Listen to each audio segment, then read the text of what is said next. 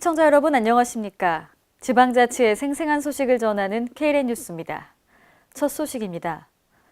통계청이 발표한 전라북도의 4월 고용률은 0.9%포인트 감소한 데 비해 실업률은 전년 대비 0.1%포인트 증가했는데요. 이처럼 전북 도내 고용시장은 내리막길을 걷고 있습니다. 유희광 기자가 보도합니다.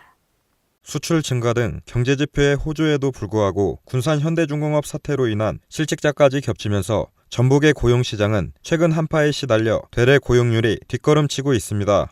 통계청이 발표한 올해 4월 전라북도의 고용률은 59.1%로 전년 동월 대비 0.9%포인트 감소했으며 실업률은 2017년 4월을 기준으로 전년 동월 대비 0.1%포인트 증가한 수치를 보였습니다. 또 전북의 15세 이상 인구 153만 3천 명 중 경제활동 인구는 93만 3천 명으로 경제활동 참가율이 전국 평균인 63.5%보다 2.6% 낮은 60.9%로 집계됐습니다. 특히 도내 60만 명에 달하는 비경제활동 인구의 경우 전년 동월 대비 14,000명, 2.4% 증가한 것으로 나타났습니다. 이처럼 고용률이 저조한 것은 군산 조선소와 협력업체의 실직 사태에 이어 도내 기업들이 채용 규모마저 축소하고 있기 때문입니다. 부산 지역 같은 경우에 지금 경기가 전반적으로 좀 안 좋습니다. 제조 자체가. 한국제임 거기도 지금 10일 정도 지금 협력업체 같은 게 휴업을 좀 하고 있고요.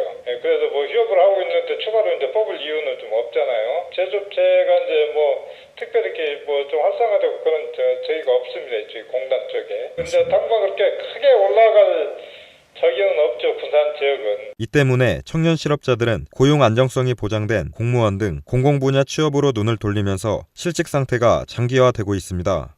KLN 유희광입니다. 전북 김제시가 만들어진 지 30년이 지나 붕괴 위험에 처해 있는 김제육교를 올해 재가설에 나설 계획입니다. 하지만 예산 확보에 어려움이 있는데요. 보도에 한결 기자입니다. 전북 김제시가 붕괴가 우려되는 김제육교 재가설에 나설 계획입니다. 김제육교는 철도청이 1985년에 가설한 과선교로 2011년 정밀 안전진단 검사에서 붕괴가 우려되는 2등급을 받았습니다.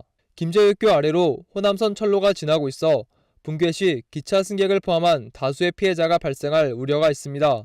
또한 김제시가 2014년 10톤 이상 대형 차량 통과를 금지하면서 대형 차량들이 10km 이상 우회하고 있으며 4차선 연결 도로에 2차선 교량이 연결되어 병목 현상이 발생하는 등 통행자들이 불편을 겪고 있습니다. 저 다리가요 굉장히 노후되고 오래됐어요. 그래가지고 시에서 수리를 자주 하는데도 이게 좀 부실한 거 계속 수리하고 그러기도 하고 또 김제 발전에 굉장히 저해가 많이 돼요. 저쪽으로 나가는 큰 고속도로 나가는 통로인데 여기가 다리가 저쪽은 이쪽 양쪽은 4차선인데 여기 다리만 2차선으로 돼 있어가지고 좀 병목 현상도 있고 좀 위험하기도 하고 또 이쪽에 농기계들이 많이 넘어오는데 좁은데 저 보시다시피 노견이 전혀 없어가지고 농기계 건너다닐 때도 굉장히 위험하고 그렇습니다. 네. 김제시는 그동안 범시민 서명 운동을 전개하는 등 예산 확보를 위해 노력해왔으나 2016년 재가설 비용 240억 원 중 6억 7천만 원을 확보하는 데 그쳤습니다. 김제시는 지방비 부담액 60억 원 중 우선 50억 원을 제1차 추경 예산에 반영해 김제육교 재가설에 나설 계획입니다. KLN 한결입니다. 여성을 비롯한 사회적 약자가 살기 좋은 여성 친화 마을을 조성하기 위해 정읍시가 앞장서야 한다는 주장이 제기됐습니다. 정읍시의회 배정자 의원은 5분 자유 발언을 통해 행복한 지역사회 발전을 위해 여성 친화 마을 조성이 이루어져야 한다고 제안했습니다. 이를 위해 마을별 거점 공간을 조성해 아이들과 독거노인이 함께 생활하면서 자연스럽게 양육과 돌봄이 이루어지도록 지원해야 한다고 제시했습니다. 여성이 행복해야 가정이 행복하고 가정이 행복해야 사회가 더불어 발전합니다. 행복한 지역사회 발전을 위해 본 의원은 여성 친화 마을 조성에 앞장서 주실 것을 제안합니다. 또한 쾌적한 환경 개선으로 범죄를 예방할 수 있는 안전한 거리 조성도 주문했습니다. 서울특별시가 오늘 연세대학교 백양누리 그랜드볼룸에서 캠퍼스타운 정책협의회를 열었습니다. 캠퍼스타운 정책협의회는 서울시가 추진하는 청년특별시 창조경제 캠퍼스타운 주요 현안에 대해 논의, 협의하는 최고 의사기구입니다. 이번 정책협의회는 지속 가능한 도시협업 생태계인 대학도시 서울을 위한 정책 공유, 발전 방안을 논의하기 위해 마련됐습니다.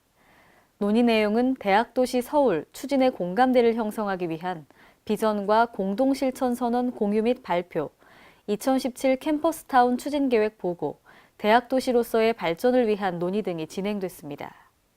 권선택 대전시장이 문재인 정부 출범 일주일 만에 대전 지역 공약 실행을 위한 선제적 대응에 나섰습니다.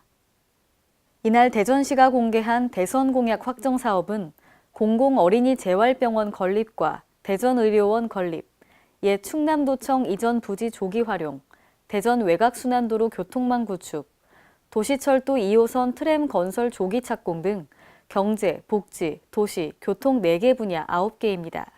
예산은 약 3조 3,318억 원으로 국비 2조 1,596억 원, 시비 1조 1,722억 원이 소요될 것으로 추산하고 있습니다. 이상으로 K랜 뉴스를 마칩니다. 시청해주신 여러분 고맙습니다.